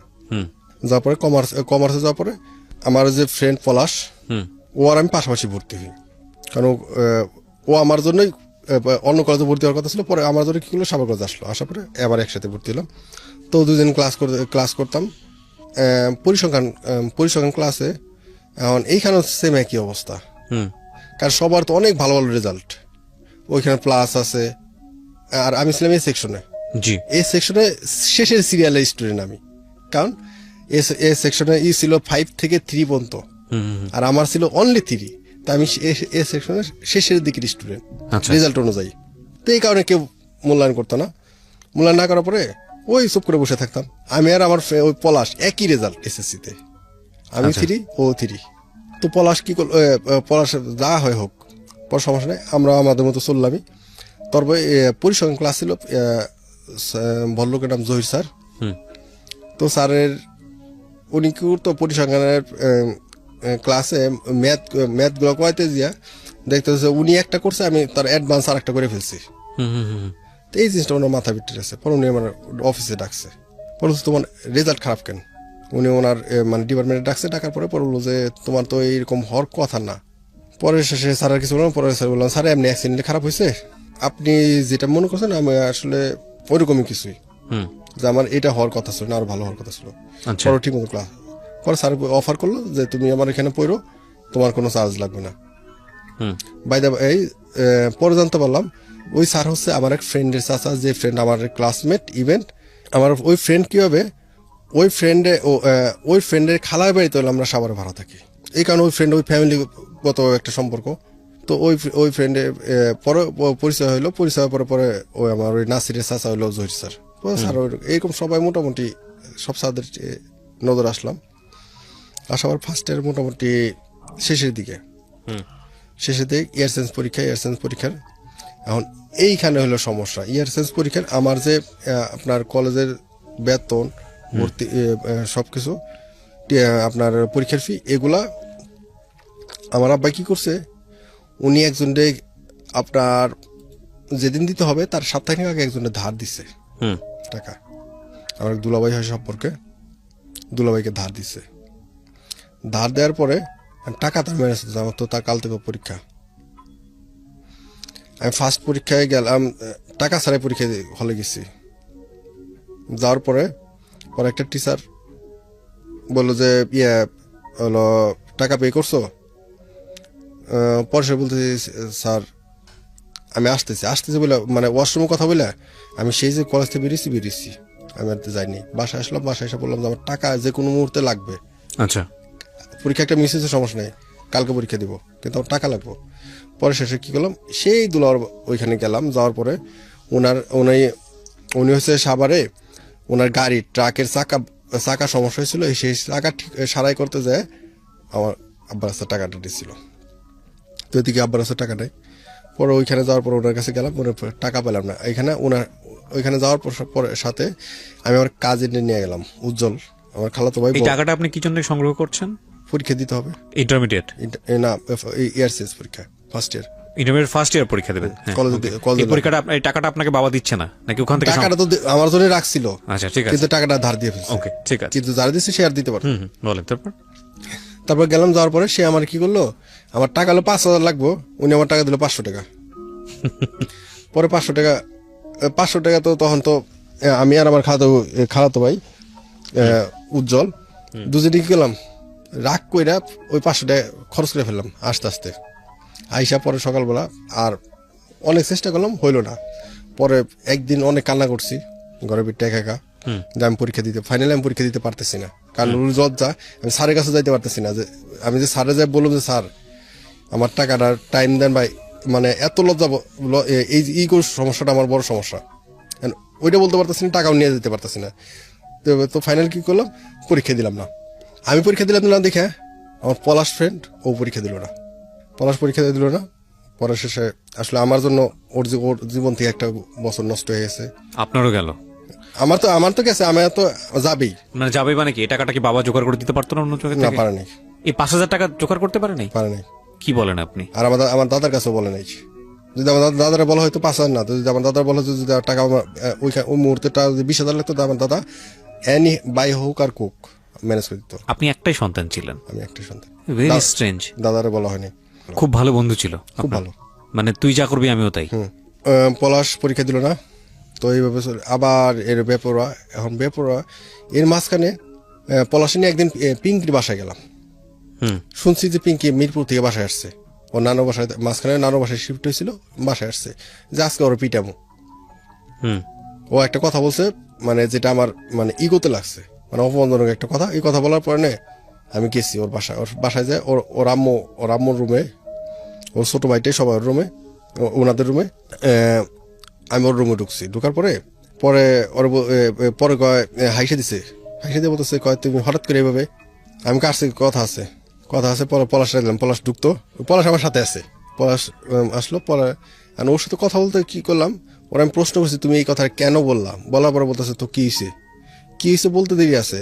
আমি করলাম মানে ওর গালের ভিতরে কোষে একটা থাপ্পড় দিলাম মেয়েটার। হ্যাঁ, থাপ্পড় দেওয়ার পর আমার সবগুলো আঙ্গুল, ও অনেক ফর্সা ছিল, আমার সবগুলো আঙ্গুল ওর গালের ভিতরে লেগে গেল। মেয়েটা যেন কে হতো সম্পর্কে? পিঙ্কি, গার্লফ্রেন্ড। আপনার গার্লফ্রেন্ড হতো? অপরাধ কি ছিল মেয়েটা, আরেকবার যদি বলতেন। অপরাধ বলতে ও আমার একটা মানে কথা বলছিল, আমি শ্রাবণের পিছে ঘুরি না, শ্রাবণ আমার পিছে ঘুরে। আচ্ছা, তো এইটা আপনি আপনার ফ্রেন্ডকে সাথে করে নিয়ে গিয়ে এই কথাটার জন্য আপনি গালে একটা থাপ্পড় দিয়ে দিলেন? থাপ্পড় দিয়ে দিলাম। থাপ্পড় দেবো, ও আমার কলা ধরছে। মেয়েটা? হ্যাঁ। ওর বাসায় গিয়েছেন আপনি? ওর বাসা, ওর রুমে। ওকে। পরে বলতেছে ও আমার তুই করে বলতেছে তুই আমার মারলি। আমি তো কি কইছি, আরো কথা বলবি আরো পিটাবো। পরে সে কান্না করতেছে, কান্না করার পরে ওর মা দৌড়ে আসছে, থাপ্পড়টা দিছে অনেক অনেক জোরে। ওর মা দৌড়ে আসছে, কি হয়েছে? আমি কিছু না। পরে শেষে ও একটু নিজের কন্ট্রোল করে পরে বলতেছে না আমি কিছু নেই এমনি। পরে গেল, পরে শেষে বেরিয়ে এলাম, বেরিয়ে আসার পরে ওর সাথে সম্পর্ক দিন শেষ। ওই চরের পরেই সম্পর্কটা শেষ হয়ে শেষ। তো তারপরে ওরে মারার পরে আমি তো গেছি ওর সাথে রিলেশনটা শেষ করার জন্য। তো এই কারণে আমি একটু কেমন জানি হয়ে গেছি। সেটা হলো ওই যে আমার মানে ক্লাস 10-এ যার সাথে ব্রেকআপ হয়ে গেলো, ওই ব্রেকআপের পরে মোটামুটি ওই সম্পর্ক হওয়ার পরে একটু কষ্ট পাইছে। আর কষ্ট পাওয়ার পর থেকে আমার চিন্তা ভাবনা এরকম যে একটা মেয়েরে মানে অফার করুক, আমি করি বা মেয়ে করুক, যে যতদিন মেয়ে যখন বুঝতে পারবো যে মেয়ে আমার প্রতি দুর্বল, তখনই মেয়ের সাথে সম্পর্ক শেষ। তো এইভাবে করতে করতে সম্পর্ক অনেকগুলো করে ফেললাম। তো পিঙ্কির পরে আবার একটা স্টুডেন্ট ছিল, ওর নাম নাসরিন। তো ওর সাথে আমার রিলেশন হলো। ওর সাথে রিলেশন হলো। ওর মা আমারে মানে ছেলে বলতো। ওরা তিন বোন ছিল, নাসরিন, নিশি আর নীরা। তো 3 বোন, ও ছিল সবার বড়। তোর ওই পড়াইতাম, ওর মা আমার ছেলে, আমি ওই যে এসি পাশে পরে 24 ঘন্টা ভিতরে 14 ঘন্টা টাইম ওদের বাসায় থাকতাম। এরকম একটা অবস্থা ছিল। তোর ওইখানে লোকাল ছিল। এটা কি মানে আপনাদের বাড়ির বাসার পাশেই ছিল? হ্যাঁ। আচ্ছা আচ্ছা। ওরা ওইখানে লোকাল ছিল। তো দেখে আমি আর 3 বেলা খাবার ভিতরে ম্যাক্সিমাম 1 বেলা আমি ওদের বাসায় খেতাম, অনেক সময় বেশি খেতাম। আচ্ছা। তো উনি আর কি আমার মনে মনে পছন্দ করতো, ওর মা। তো এই কারণে একটু সাপোর্ট পাইলাম। সাপোর্ট পাওয়ার পরে ওনার মেয়ের সাথে সম্পর্ক হলো। তো সম্পর্ক হলো মানে পছন্দ করি এরকমই। আমি হয়তো ওইভাবে আমি চিন্তা ভাবনা ইন ফিউচার কিছু একটা এরকম চিন্তা ভাবনা। তো করতে ও একটু দুষ্টাইম করে শাসন করতে হতে একদিন কি করছি, ও দুষ্টাইম করছে। ওরে আমি কি করছি, আমার ওই যে বিছানার নিচে রাখতাম, একদিন ডাইরেক্ট নিয়ে রিভলভার মাথা ঠেকাই দিলাম। মেয়েটার মানে গার্লফ্রেন্ডের মাথায় রিভলভার ঠেকালেন কেন? গার্লফ্রেন্ড না, স্টুডেন্ট। যে তোমার বলছি যে ছেলেদের সাথে দুষ্টামি করবা না, কিন্তু ওকে তো আপনি পছন্দ করতেন, আপনি যেটা প্রশ্ন বলছেন। বলি না তো। কিন্তু বলেন নাই, কিন্তু হ্যাঁ, আমার ওর ফিউচার প্ল্যান, কারণ আমি জানি, আমি বুঝতেছি ওর মা আমার পছন্দ করে। যে কোনো ভাবে ওকে আপনি ফিউচারে রেখেছেন যে ওকে আপনি বিয়ে করবেন বা এরকম কোনো কিছু। হ্যাঁ, আমি বুঝতেছি যে ওর মা আমার পছন্দ করে, এই কারণে ওরা দেখে রাখার জন্য। আচ্ছা। পরে সে বলতেছে, ও আমার ভাইয়া বলতো যে ভাই তুমি কি আমার পছন্দ, তো যখন আমি রেগে গেছি পরে বলতে তুমি কি আমার পছন্দ করো, পরে বলতে আমি হ করি। পরে বলার পরে সে হাসে দিছে, পরে সে বলতো তো তুমি তো পছন্দ করতে মারতে চাও কেন? মানে পিস্তল টিস্তল দেখাতে ভয় পাওয়া যায় কথা। কোন ক্লাসের মেয়ে? ও ক্লাস 6-এ পড়তো, মাত্র ক্লাস 6 এ পড়ে। ওকে। ওর সাথে মোটামুটি ওই দিনকে মানে বলার পরে ও কয় আমি দাঁড়াও তোমার মা আসুক, মানে ওর মার কথাই বলতেছে। ওর মারে আমি মা মানে মা বলতাম, তো বলতো দাঁড়াও তোমার মা আসুক, তোমার মা আসলে তোমার মারে বলি।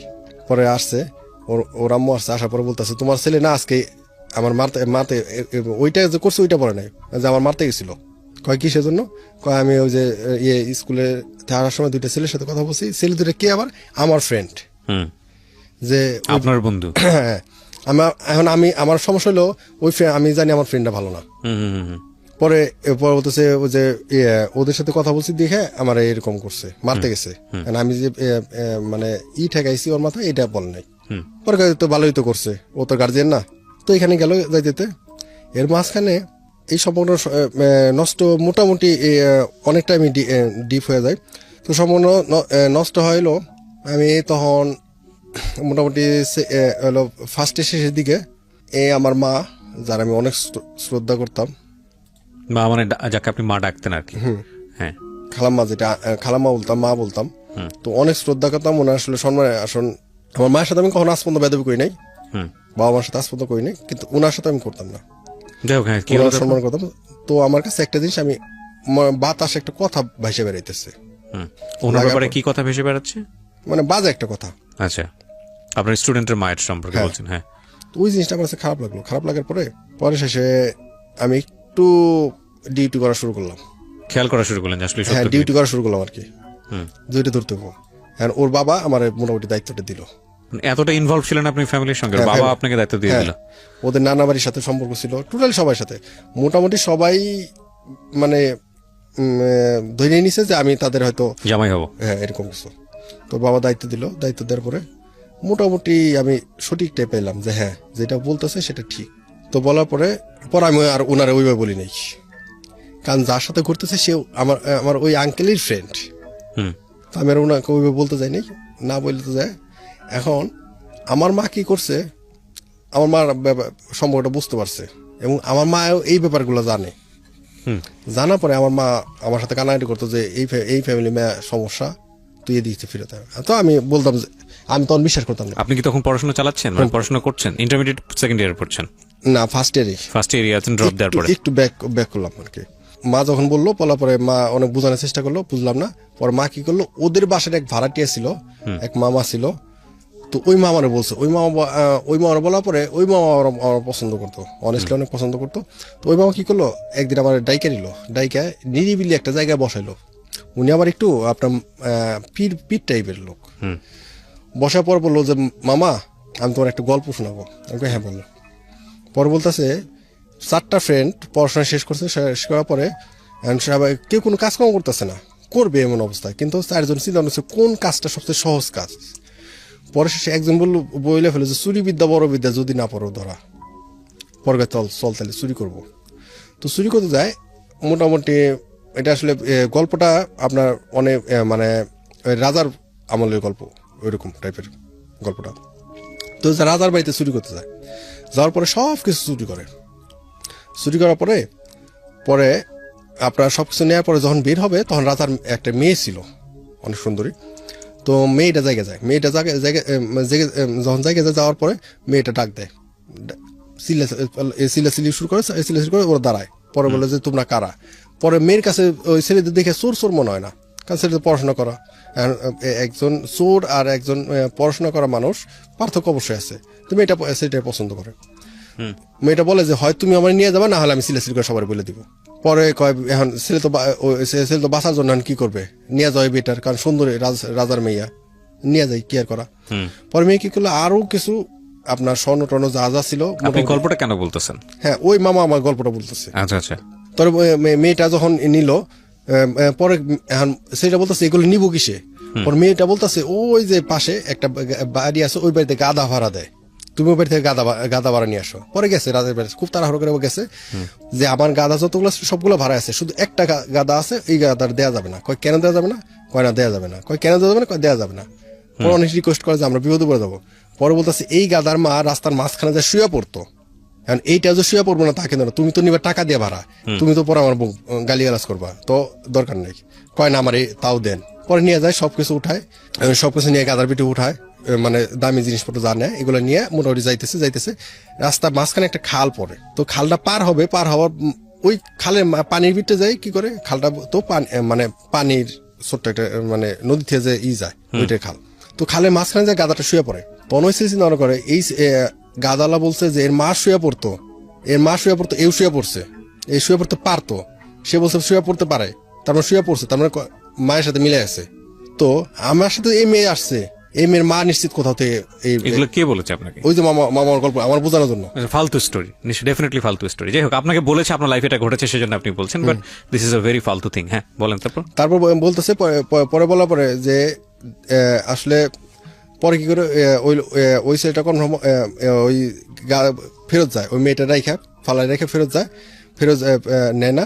পরে সে মামা আমরা এটা বুঝাইতেছে যে ওর মায়ের সমস্যা আছে, ওর সমস্যা যাই হোক, এগুলো আমাদের প্রচলিত সংস্কৃতিতে এই ধরনের কথাবার্তা বলা হয়। বাচ্চাদের যখন সমস্যা হয় তখন বাপ্পা তুলে কথা বলা হয়, এটা একেবারেই অনুচিত। আপনাকেও এই ধরনের জ্ঞান বুদ্ধি দিয়েছে। হ্যাঁ, ওইখান থেকে মোটামুটি যখন ওনার ওইটা দেখলাম, দেখার পরে আমি ওইখান থেকে ফেরত আসলাম। আসার পরে মোটামুটি ইন্টারমিডিয়েট যখন আবার পরের বছর ভর্তি হলাম, ভর্তি হওয়ার পরে তখন কি করলাম, এক বড় ভাইয়ের সাথে একটা ফ্লেক্সি লোডের দোকান দিলাম পার্টনারে এলাকায়। তো ইন্টারমিডিয়েট পরীক্ষা পরে এটা? হ্যাঁ আচ্ছা।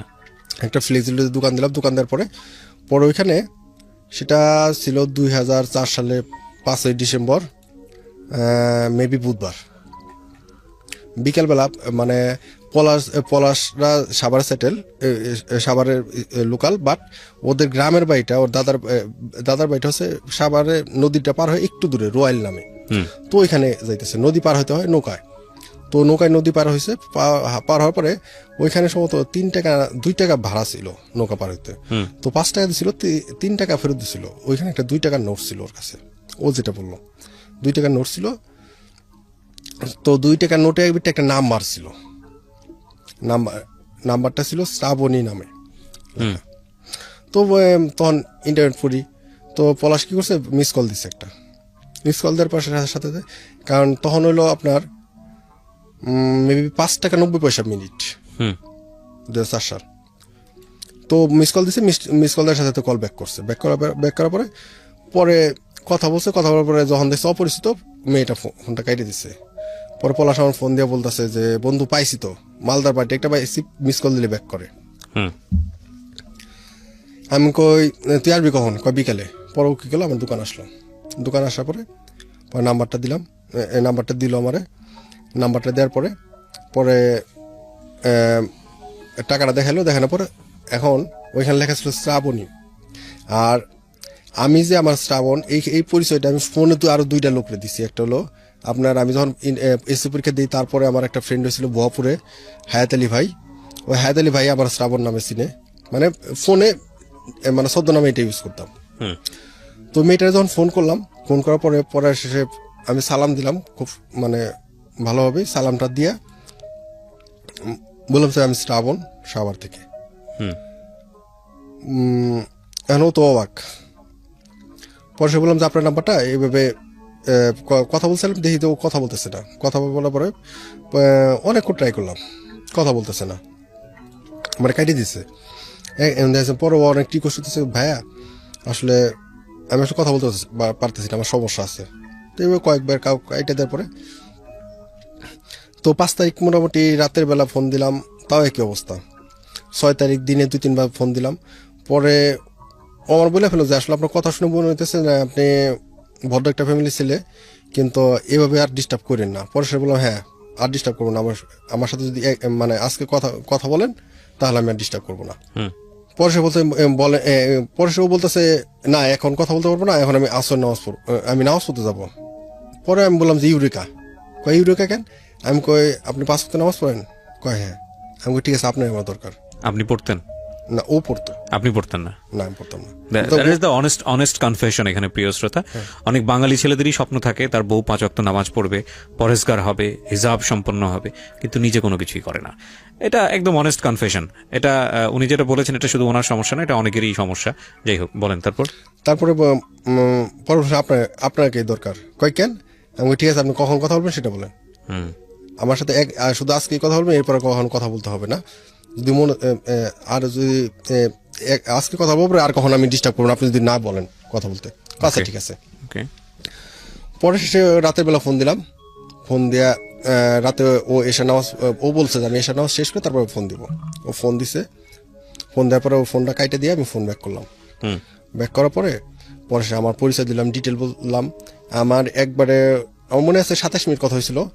আমার A to Z, আমার ফ্যামিলি অবস্থা থেকে শুরু করে আমি কয়টা মেয়ের সাথে রিলেশন করছি এগুলো সব বললাম ওর কাছে। ওর সাথে আমি জাস্ট অফারটা করলাম, ফ্রেন্ডশিপের অফার। আমি মেয়েদের মানে ভালো লাগে না, বিশ্বাস করি না, এরকম মানে অ্যাফেয়ারে আমার কোনো নাই। ওরা এটা বুঝাইলাম যে আমার একজন বন্ধু লাগবে আমার নিজের ঠিক করার জন্য। কারণ ওই যে আমার বাজে জিনিসগুলো, এই জন্য একটা বন্ধু অন্তত সহায়তা হেল্প করতে পারে, এই মানে এই চিন্তা ভাবনা থেকে ওরা আমি অফার করলাম ফ্রেন্ডশিপের। পরে আমার কন্ডিশন দিলে হ্যাঁ ফ্রেন্ডশিপ করতে পারি, বাট 3টা শর্ত আছে। ও বলতেছে আমি একটা কনজারভেটিভ ফ্যামিলি মেয়ে, তো আমার এই কারণে আমার কিছু সমস্যা আছে, তো আমার 3টা শর্ত আছে। কি কি শর্ত? ফার্স্ট, সম্পর্ক ফর এভার, মানে যতদিন বাঁচা আছে ততদিনের জন্য সম্পর্ক করতে হবে। আপনি বলছেন? ও বলতেছে। আচ্ছা, যতদিন বাঁচা আছি বন্ধুত্ব ততদিনের জন্য হবে, এবং মোটামুটি এই সম্পর্ক নিয়ে সমাজে যেন কোনো নেগেটিভ কথা বলতে পারে না, সম্পর্কটা ওই জায়গায় রাখতে হবে। হ্যাঁ, 2 নম্বর।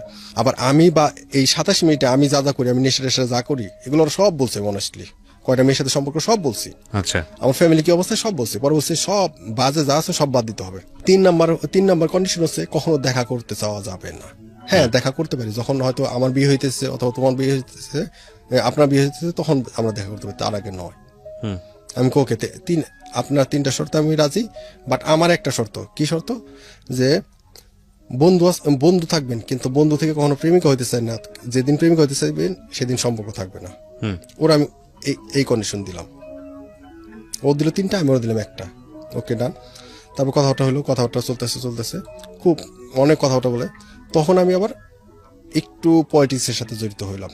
কলেজ পড়া অবস্থায় পলিটিক্সের সাথে জড়িত হইলাম, কারণ অবশ্য এই পলিটিক্সটা আমার সেই ফ্যামিলি থেকেই, দাদার থেকেই পলিটিক্সের সাথে জড়িত হইলাম। ডিসেম্বর মাস ছিল, তা আস্তে আস্তে ওর সাথে প্রত্যেক দিন অনেক কথা বলতাম। দেখা যাচ্ছে হয়তো ও প্রতিদিন থাকতো, আমি 10 মিনিট ওর ফোন দিলে ও আমার আরো 10 মিনিট ফোন দিত। তো এই জিনিসটা ওর বাসায় থেকে ওর উপর কেমন জানি, ও বাসায় ও অনেস্টলি সবার কাছে সত্যি বলতো। ও বলতো যে আমার একটা ফ্রেন্ড শ্রাবণ, সাভারে বাসা, ওর সাথে কথা বলি। ও বাসায় সন্দেহ করতো যে ওর সাথে আমার রিলেশন, বাট আসলে তো রিলেশন না, ফ্রেন্ডশিপ। তো ও ছিল এক বাবার এক মেয়ে, ওরা 1 ভাই 1 বোন। ভাইটা ছোট। তোর মা কখনো মানতে চাইছে না যে আমাদের একটু ফ্রেন্ডশিপ। ওর মা আমার ফোন দিত, বলতো তোমাদের একটু কিসের তোমাদের কিসের সম্পর্ক? আমি বললাম ফ্রেন্ডশিপ। কয় না, ফ্রেন্ডশিপ তো হতে পারে না, কারণ এটা তো ফ্রেন্ডশিপে তো এত কথা বলে না। তো উনি সন্দেহ করতে মানে ওই মুহূর্তে আবার কি করছে, উনি আস্তে আস্তে ওনার হাজব্যান্ডকে জানাইতেছে। জানার পরে আমি 15 ডিসেম্বর রাত, 16 ডিসেম্বর স্মৃতিসৌধের প্রোগ্রাম আছে আমাদের, স্মৃতিসৌধের পলিটিক্যাল প্রোগ্রাম আছে। সারা রাত জাগতেছি। তখন হলো পাওয়ার পলিটিক্স। তো জাগার পরে সকালবেলা যাবো, রাত 12টা দিয়ে স্মৃতিসৌধ যাবো। ওর বললাম যে আজকে আমার সাথে 1টা মতো কথা বলতে হবে, একটা গাড়ি ছাড়বে। তো 1টা মতো কথা বলতে ও কি করলো, কথা বলার পরে প্রোগ্রাম শেষ করে ঘুমাইলাম। বিকেলবেলা ফোন দিলাম। ফোন দেওয়ার পরে আমি ইচ্ছা করে দুষ্টামি, আমি কিন্তু জানি আমি এই টাইমে আমি বুঝতে পারছি যে ও মোটামুটি আমি এখন আর যা বলবো তাই শুনবে।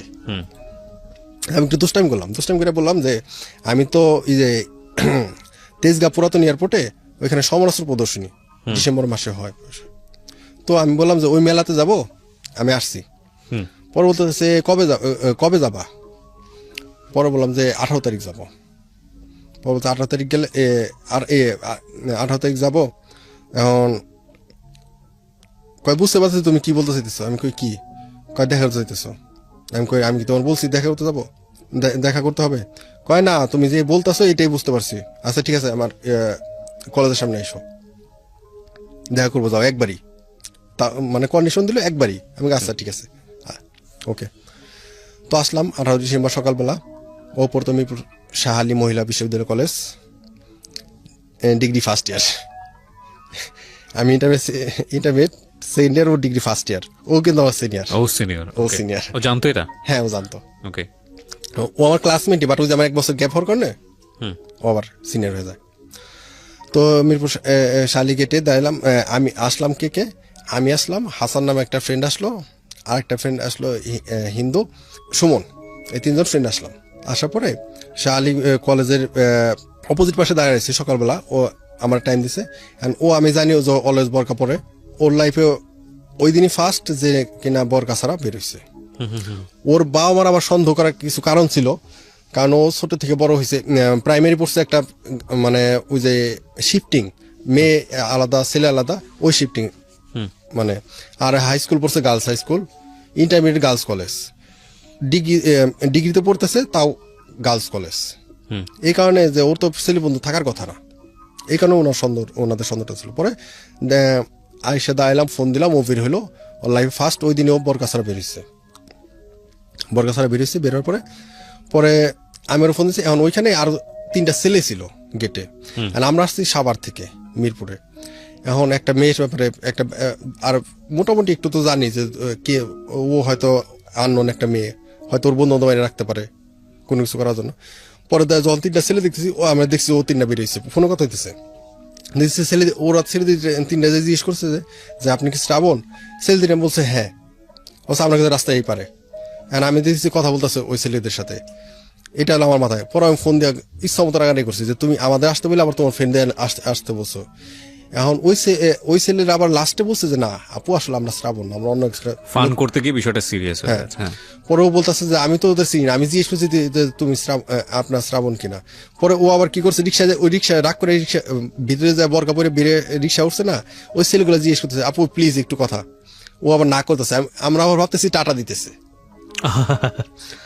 এই যে পরে ও যখন রিক্সা উঠছে তখন তোর এই ফোন মানে কল দিয়ে অনেক ঝাড়ার পরে শেষে বলতেছে তুমি কই? আমি তোমার দেখতেছি। কয় তুমি আজকে ঠিক আছে, আজকে যা হয়েছে অ্যাক্সিডেন্ট। পরে ও ভুলটা বুঝাইলো, আমার ভুলটা আমি ওর বুঝাইলাম। পরে বলে ঠিক আছে যাও, আজকে যাও, অনেকদিন দেখা। আমি কই না, দেখা তো আজকে করবোই। পরে কেউ করবা? আমি কই করবো, তুমি কই আসো এটা বলো, আমি আসতেছি। কয় তুমি আমার বাসায় এসো। পরে শেষ করলাম, ওইখান থেকে রিক্সা নিলাম, রিক্সা নিয়ে গেলাম পীরের বাগ, মধ্য পীরের বাগ। ও আসলো, ও গেট খুলে বের হলো। ওর বাসা বের হওয়ার পরে ওর মানে দেখার পরে আসলে অন্য একটা ভালো লাগলো। তো আমি গেছি। আমি যাওয়ার পরে ও আমারে দেখছে, ওর মা বেরিয়ে আসছে, ওর মার সাথে পরিচয় দিচ্ছে আমার ফ্রেন্ড। ওই মুহূর্তে পরিচয় দেন আমি সেই সাভারের শ্রাবণ, বলছে আমার বান্ধবী বড় ভাই। তো দেখা করে চলে গেলাম। ও আমার জন্য একটা গিফট ছিল, একটা শোপিস, ওইটা দিল। আমি ওর জন্য একটা সিম নিছিলাম, সেই সিমটা ওর দিলাম। দেওয়ার পরে চলে গেলাম। চলে যাওয়ার পরে ফোনে কথা, ওইখান থেকে বের হয়ে রিক্সা ওঠার পরে ফোনের কথা বলার পরে যে হলো তেজগাঁ এয়ারপোর্টে ঢোকার পরে যে সমস্ত প্রদর্শনী, যতক্ষণ কথা বলো ততক্ষণ শুধু কথা ঘুরতেছি আর ওর সাথে ফোনে কথা বলতেছি। তো এক পর্যায়ে ওর মা ওর সার্চ করে ফেললো। ওর মারে বলে আম্মু এই সেলটাই সেই সাভারের শ্রাবণ। বলার পরে বলতেছে ওর আম্মু ওর কি করছে, ওকে থাপ্পড় দিচ্ছে। থাপ্পড় দেওয়ার পরে ওর লাইফে ফার্স্ট ওই দিনও একটা থাপ্পড় খাওয়ার পরে ও কি করছে, কাছে একটা কি জানি গ্লাস ছিল না, বোতল ছিল, বাইঙ্গা ও কি করছে, ওর নিজের হিট করতে গেছে। পরে আম্মু এইটা দেখার পর সাথে ওর আম্মু ওর থাপাটা ধইরাই ফোন দিছে আমারে, তোমার জন্য আমার মেয়েটা আজকে মরতে পড়ছিল। পরে সে বললাম যে আসলে আপনারা যদি ভুলভাবে করেন তাহলে কি হবে। তা আমার ওর মাত্র ফ্রেন্ডশিপ, আর আপনি বলতেছেন অ্যাফেয়ার, তো এই জন্য তো। বড়ও কি করলো, ওর রাতে ওর আব্বু আসছে, ওর আব্বুরে এই ঘটনাটা বলছে যে তোমার মেয়ে তো আজকে মরতে পড়ছিল ওই ছেলেটার জন্য। পরে ওর আব্বু আমার ফোন দিল যে দেখো বাবা, যদি তোমাদের সম্পর্ক থাকে তাহলে তোমার আব্বু আমার আসতে বলো, আমরা কথা বলি। পরে ওর আব্বা আমার সাথে যতবার কথা হয়েছে আমি একটা কথা বলছি যে আমার 2টা হাত 2টা পা 2টা চোখ নিজের মেধা তো ছাড়া আমার আর কিছুই নাই, আমি দিন আনি দিন খাই এরকম একটা ফ্যামিলি ছেলে। তা আমার যা ডিটেল সব সত্যি বলছি। তারপরে ওরা বলতেছে যে আসতে পারে, আমি বলছি আমার আপনার মেয়ের সাথে আমার অ্যাফেয়ার নাই, আর অ্যাফেয়ার যেদিন হবে আপনার মেয়ে যদি এই সম্পর্কে আসতে হবে সেদিন আপনার মেয়ের সাথে সম্পর্কে থাকবে না। আমি জানি তেল আর পানি কখনো এক হয় না। তো আমি ওর পছন্দ করলে এটা বলতে সাহস পেতাম না, কারণ ওর আর আমার পজিশন জন্য। তো এক পর্যায়ে ওই দিন রাতের বেলা ওর বাবা ওরে অনেক মানে করে অনেক বকাবকি করে, অপমান করে। পরে শেষে বাবা মেয়ের তর্কের এক পর্যায়ে ও বলে ফেলে যে ঠিক আছে শ্রাবণে এই মুহূর্তের আগ পর্যন্ত ছিল আমার ফ্রেন্ড, কিন্তু এখন থেকে শ্রাবণকে আমি আমার লাইফ পার্টনার হিসেবে ভাবা শুরু করলাম। পাল্লা ঠেকায় খুব জেদি ছিল। তো আমার রাতের বেলা মেসেজ দিল যে আমি বাসায় চলে আসবো, তুমি কেমন গ্রহণ করবে? পরে আমি আবার বলছি যে হ্যাঁ গ্রহণ করবো, ফ্রেন্ডের বাসায় আসতে পারে। আইসা আমি হয়তো তুমি তোমার অবস্থান ভালো, আমি গরিব, তো কি হয়েছে, আমার ওখানে যতটুকু রাখা যায় আমি ওই রাখবো, তারপর চলে যাবে। কয় না আমি তোমাকে বিয়ে করবো, আমি কই সম্পর্ক তো এখানেই শেষ। সেটা ছিল ডিসেম্বরের 22 তারিখ। পরে বললাম যে সম্পর্ক তো এখানেই শেষ, কন্ডিশন কিন্তু আমার একটাই ছিল, তোমার 3টা ছিল, আমার একটাই ছিল। এদিকে আমি কিন্তু আমার সব ছেড়ে দিছি, আপনার শুধু স্মোকটা বাদ দিয়ে বাকি সব ছেড়ে দিছি। ভালো হয়ে গেছেন, ভালো মানে বাজে কোনো ছেলের সাথে আমি মিশতেছি না আমি টোটালি। এদিকে একটা জব শুরু করছি, মানে টোটালি মানে ওর সাথে এই যে এই 15 দিনের ভিতরে আমি জবের জন্য ট্রাই করতেছি, আমি নিজে চেঞ্জ করে ফেলছি।